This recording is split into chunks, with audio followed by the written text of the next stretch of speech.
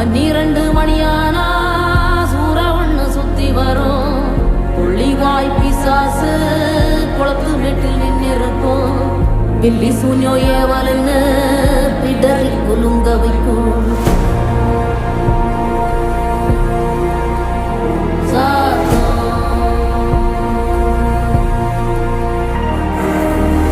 அமாவாசைக்கும் இருட்டு ஆறும் இல்ல நடுநிசி. கருப்பு கடுவம் பூன கண்ணும் மின்ன ஓடி வரும்.